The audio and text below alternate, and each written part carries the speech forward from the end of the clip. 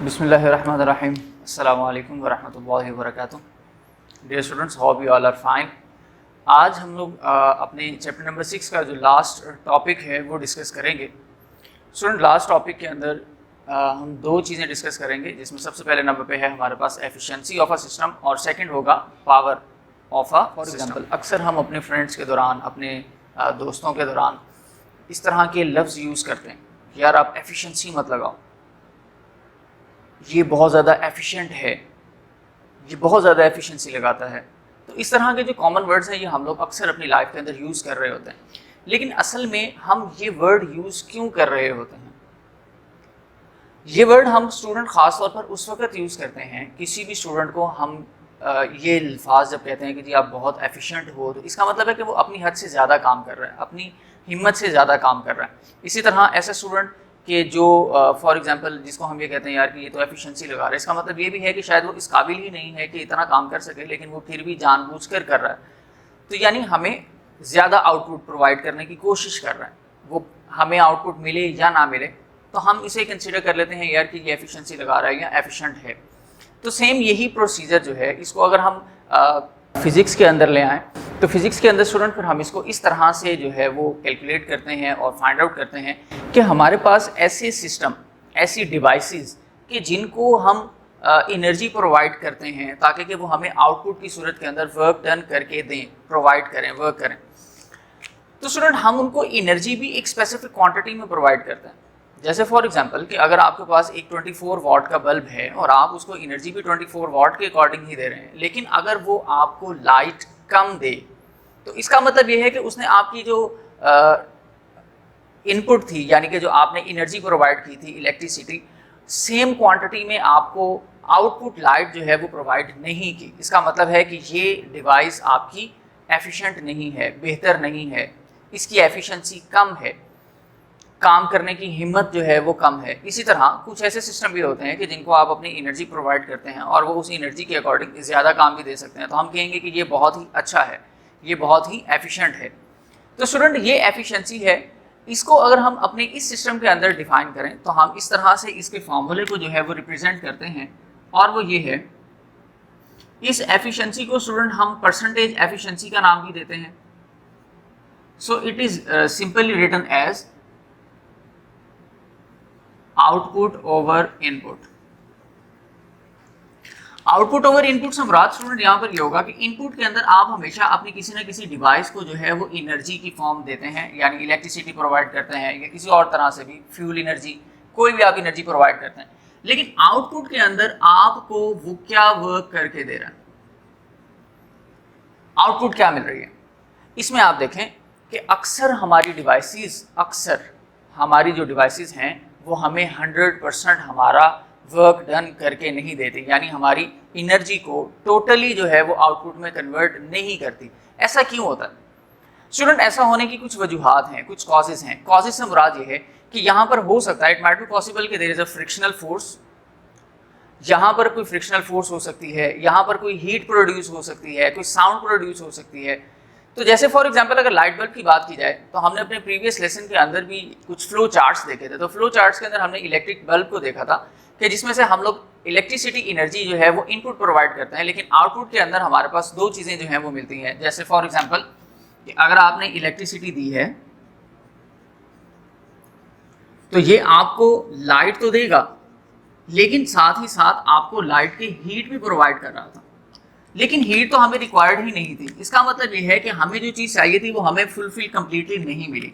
हमने तो बल्ब इसलिए डिज़ाइन किया था ताकि ये 100% जो है वो इलेक्ट्रिसिटी को लाइट में कन्वर्ट करे, लेकिन क्या हुआ कि हमारी 100% जो एनर्जी की इनपुट थी वो 100% आउटपुट में कन्वर्ट नहीं हुई। क्यों नहीं हुई? उसकी वजह यह है कि यहाँ से आपके पास फॉर एग्जाम्पल 90% इसमें और 8% ओनली जो है वो इस हीट में कन्वर्ट हो गई।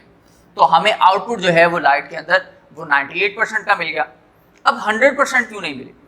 100% का मतलब स्टूडेंट यहाँ पर यही था कि आपकी सेम एनर्जी सेम चीज़ों में कन्वर्ट हो जाए और दरमियान में कोई वेस्टेज भी ना हो। लेकिन स्टूडेंट यहाँ पर इलेक्ट्रिक बल्ब के अंदर, रास्ते के अंदर जब इलेक्ट्रिसिटी प्रोवाइड की जा रही होती है या डिवाइस को हम इलेक्ट्रिसिटी प्रोवाइड करते हैं तो रेजिस्टेंस भी इंक्रीज होना शुरू हो जाती है। उस रेजिस्टेंस की वजह से हीट होती है और हीट की वजह से फिर हमारे पास रेजिस्टेंस और ज़्यादा इंक्रीज हो जाती है। तो अगर इस लॉजिक को देखा जाए स्टूडेंट, तो हमारे पास कुछ ना कुछ एनर्जी का लॉस लाजमी तौर पर रहेगा। तो फिर यहाँ पर हम नाम देते हैं कि कोई भी डिवाइस जो है, नो डिवाइस इज 100% एफिशिएंट। इस दुनिया के अंदर कोई भी चीज़, चाहे वो इंसान ही क्यों ना हो या कोई डिवाइस ही क्यों ना हो, वो 100% एफिशिएंट नहीं है। लेकिन अगर आपको कोई ऐसी डिवाइस मिल जाए कि जो 100% एफिशिएंट हो, तो फिर हम उसको नाम देंगे कि दिस इज आइडियल सिस्टम, कि ये यूनिक है। अब ये जो हमने फार्मूला यहाँ से डिजाइन किया था स्टूडेंट, हमने कहा कि हम इस एफिशिएंसी को परसेंटेज एफिशिएंसी का भी नाम देंगे। और परसेंटेज एफिशिएंसी की अगर डेफिनेशन स्टूडेंट हम डिस्क्राइब करना चाहें, सो स्टूडेंट यहाँ पर इसकी डेफिनेशन के अकॉर्डिंग अगर हम ये देखें, तो डेफिनेशन के अकॉर्डिंग भी हमें ये बात प्रॉपर मिल जाती है कि एफिशिएंसी और the percentage efficiency of a system is simply the ratio of output over input. Output क्या है, यहाँ पर भी ऐसे ही मेंशन किया गया, efficiency of a system is the ratio of output required form of energy या required form of work to the input that is provided energy, जो हमने प्रोवाइड की थी। तो ये दो पॉइंट्स आपने यहाँ पर याद रखने हैं कि this is the output and this is input. तो the ratio between output over input is simply defined as the efficiency of a system, कि कोई भी ऑब्जेक्ट या कोई भी इंसान कितना काम कर सकता है और वो कितना कर रहा है, इसको हम नाम देते हैं एफिशिएंसी का। स्टूडेंट अगर इसके यूनिट की बात की जाए, तो मोस्टली स्टूडेंट से जब पूछा जाता है, जबकि न्यूमेरिकली इस चीज़ को देखा जाए, तो फिर स्टूडेंट हमारे पास इसके आंसर्स में बताते हैं कि इसका यूनिट जो है वो परसेंटेज है। लेकिन student this is a percentage efficiency, हम इसको सिर्फ और सिर्फ परसेंटेज के साइन के साथ रिप्रेजेंट जरूर करते हैं, but it is a unitless quantity. ये परसेंटेज इसका यूनिट नहीं है, ये इसका यूनिट नहीं है। So efficiency is a unitless quantity, लेकिन हम सिंपली परसेंटेज की मदद से उसको रिप्रेजेंट जरूर करते हैं। तो उम्मीद है कि आपको ये समझ आ गया होगा। स्टूडेंट सेकंड पॉइंट हमारे पास अगर देखें, तो आज का हमारे पास जो टॉपिक है वो है about the power. What is mean by the power? Power का वर्ड हमारे जहन में कब आता है? नॉर्मली स्टूडेंट्स जो हैं वो तीन चीज़ों को सेम कंसीडर करते हैं, जैसे फॉर एग्जांपल पावर को, एनर्जी को और फोर्स को। लेकिन एनर्जी और फोर्स की क्लासिफिकेशन हम ऑलरेडी जो है वो डिस्कस कर चुके हैं। आज हम डिस्कस करेंगे पावर को। स्टूडेंट पावर का वर्ड उस वक्त हमारे पास जहन में आता है कि जब हम लोगों ने दो चीज़ों के दरमियान कंपैरिजन करना हो विद रिस्पेक्ट टू टाइम, कि इन दोनों के दरमियान कंपैरिजन के अंदर कि ये चीज़ या ये ऑब्जेक्ट जो है वो कितना वर्क कर रहा है और ये ऑब्जेक्ट या इंस्ट्रूमेंट कितना वर्क कर रहा है। इसी तरह ये ह्यूमन बींग्स के अंदर भी हम डिस्कस कर सकते हैं। फॉर एग्जाम्पल कि अगर दो लोग जो हैं वो सेम काम कर रहे हों, फॉर एग्जाम्पल आपको कंप्यूटर टाइपिंग का कहा गया कि आपने एक पेज टाइप करना, एक स्टूडेंट जो है वो अपना पेज जो है वो 1 आवर के अंदर कंप्लीट कर रहा है और सेकंड जो है वो अपना 1 पेज 2 आवर में कंप्लीट कर रहा है। तो इसका मतलब ये है कि काम दोनों को सेम दिया गया था, कंप्यूटर भी दोनों सेम थे और दोनों अच्छे स्टूडेंट भी थे। लेकिन क्या हुआ कि एक स्टूडेंट ने 1 आवर में और दूसरे ने 2 आवर में वर्क डन किया, एक ने जल्दी और एक ने लेट कंसीडर किया। तो यहाँ पर इन दोनों के दरमियान जब हम इस तरह का कंपैरिजन बनाते हैं, तो फिर हम देखने के लिए कि इन दोनों में से किसकी पावर ज़्यादा है, काम करने की सलाहियत किसकी ज़्यादा है विद रिस्पेक्ट टू टाइम, तो हम ये कहेंगे कि उसके पास पावर ज़्यादा है। तो सेम एज कि जैसे हमने कहा कि 1 आवर वाला स्टूडेंट जो है वो जल्दी अपना काम को वाइंड अप करेगा, तो इसका मतलब है कि 1 आवर में कंप्लीट करने वाले स्टूडेंट की पावर ज़्यादा है बनिस्बत सेकंड स्टूडेंट की। तो simply we just simply define the power as P is equal to work over time. Student जब हमारे पास 1/T यानी डिनोमिनेटर में T का वर्ड आ जाता है, तो हम इसको रिप्रेजेंट करते हैं रेट ऑफ। ये आप याद रखिएगा।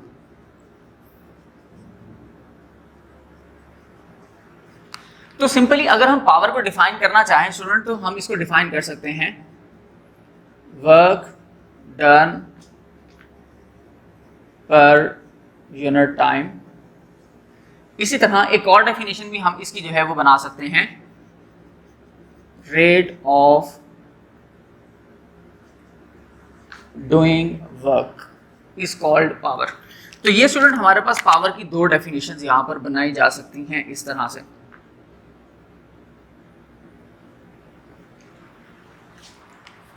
तो इसका मतलब ये है कि पावर जो है वो हमारे पास हम हमेशा टाइम के अकॉर्डिंग देखते हैं कि वर्क डन कितनी देर में कोई भी जो है वो काम कितना कर रहा है, ये हमारे पास होता है पावर। इसी तरह पावर के डिफरेंट यूनिट्स भी हैं। सबसे पहले तो हम इसके सिंपल यूनिट की तरफ चलते हैं। अगर हम पावर के सिंपल यूनिट पर स्टूडेंट्स आ जाएं तो आपको पता है कि P एज इट इज रहेगा। वर्क डन का यूनिट स्टूडेंट हमारे पास होता है जाउल और टाइम का यूनिट होता है second, so it's means that joule पर सेकंड। लेकिन स्टूडेंट यहाँ पर एक और इम्पॉर्टेंट पॉइंट भी ये है कि आपसे ये कहा जा सकता है कि define the unit of power. अब एक तो हमने यूनिट ये डिस्क्राइब कर लिया जाउल पर सेकंड का, लेकिन पावर को किससे रिप्रेजेंट करेंगे? तो पावर को जिस लेटर या वर्ड से हम रिप्रेजेंट करते हैं that is called the what. तो इसका मतलब है कि पावर का यूनिट वॉट है। अब हमसे ये कहा जा सकता है कि डिफाइन वॉट। अगर अब हमने डिफाइन करना है वॉट को तो how could be define it at? Simply इसकी डेफिनेशन और से सुनिएगा। हम ये जो वैल्यूज थी इनके साथ 1 1 कंसीडर करते हैं। 1 1 कंसीडर करेंगे इस तरह से 1 watt is equal to 1 joule और पर सेकेंड, ऐसे भी लिखा जा सकता है सिंपली। तो इसका मतलब स्टूडेंट हम ये है कि सिंपली हम कह सकते हैं, जैसे हमने ऊपर डेफिनेशन में कहा था कि rate of doing work is called power, तो वॉट को डिफाइन करने के लिए हम ये कह सकते हैं when 1 joule of work is done in 1 second then the power is 1 watt. ये स्टूडेंट गौर से जो है वो आप सुन ले इन चीज़ों को। वॉट के लिए यहाँ पर पावर, जाउल वर्क डन का और टाइम के लिए सेकेंड। तो स्टूडेंट ये इसकी वैल्यूज कुछ यूँ कैसे डिस्क्राइब की जाएंगी? इस तरह से। स्टार्टिंग पॉइंट आपका ये होगा first, when 1 joule of work is done in 1 second then the power is 1 watt। तो हम लोग इस तरह से डेफिनेशन को डिस्क्राइब कर सकते हैं।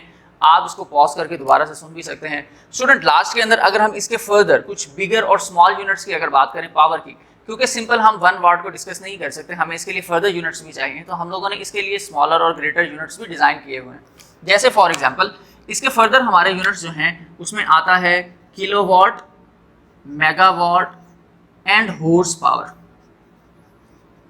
स्टूडेंट किलोवाट से मुराद हमारे पास होगा 1000 वाट और मेगावाट से मुराद होगा जिसमें 6 जीरोज आ जाएंगे। और इसी तरह से जब हॉर्स पावर की बात की जाती है तो it is equal to 746 watt. Student यहाँ पर जो हमारे पास हॉर्स पावर का यूनिट है this is not from the system international, rather these are of system international, this is from the BES। और BES के बारे में भी मैं आपसे पहले डिस्कस कर चुका हूँ। स्टूडेंट BES जो है हमारे पास ये ब्रिटिश इंजीनियरिंग सिस्टम है। ब्रिटिश इंजीनियरिंग सिस्टम जो है ये हमारे पास सिस्टम इंटरनेशनल से ओल्ड है। सिस्टम इंटरनेशनल हम लोगों ने 1960 में डिज़ाइन किया था, तो 1960 से पहले जो है वो ब्रिटिश इंजीनियरिंग सिस्टम यूज़ किया जाता था इस रीजन के अंदर। तो फिर हम लोग जो सिस्टम यूज़ करते थे वो कौन सा था? British engineering system. तो ये यूनिट जो है वो ब्रिटिश इंजीनियरिंग सिस्टम का है जिसको हमने as it is consider still किया हुआ है और हम इसको सिस्टम इंटरनेशनल में भी शामिल कर चुके हैं।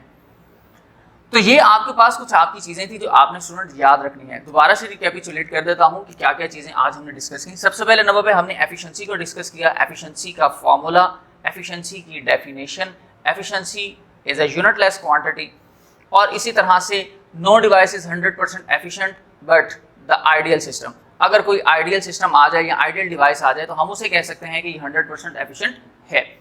पावर की अगर बात की जाए तो स्टूडेंट पावर के अंदर हमने सबसे पहले नंबर पे पावर के फॉर्मूले को with the help of definition understand किया, with the help of example भी डिस्कस किया। फिर हमने इसका यूनिट डिज़ाइन किया, यूनिट वॉट था, वॉट की भी डेफिनेशन याद की और वॉट का भी फर्दर यूनिट याद किया कि किसके इक्वल है वॉट। इसी तरह कुछ सब यूनिट्स हमने डिस्कस किए, वॉट की, किलोवाट, मेगावाट, 1 हॉर्स पावर। और एक चीज़ यहाँ पर रह गई स्टूडेंट, हम उसको भी साथ ही शेयर कर लेते हैं कि what type of the quantity power is. Student work जो है ये हमारे पास स्केलर क्वांटिटी थी, टाइम जो है ये भी स्केलर क्वांटिटी है। तो जब स्केलर क्वांटिटी का हमारे पास प्रोडक्ट आ रहा होता है या हम इनको यूज कर रहे होते हैं तो इसके अकॉर्डिंग फिर हमारे पास जो पावर है this is also called the scalar quantity. ये स्टूडेंट अब आपने याद रखना है। इसका मतलब क्या है कि पावर हमारे पास स्केलर क्वांटिटी है। तो ये आपका स्टूडेंट आज का लास्ट टॉपिक था आपके चैप्टर नंबर 6 का। उम्मीद है ये आपको क्लियर हो गया। नेक्स्ट टाइम इंशाल्लाह ताला अपनी एक्सरसाइज की शॉर्ट क्वेश्चंस, MCQs और न्यूमेरिकल प्रॉब्लम्स के साथ हाजिर होंगे। तब तक के लिए अल्लाह हाफ़िज़।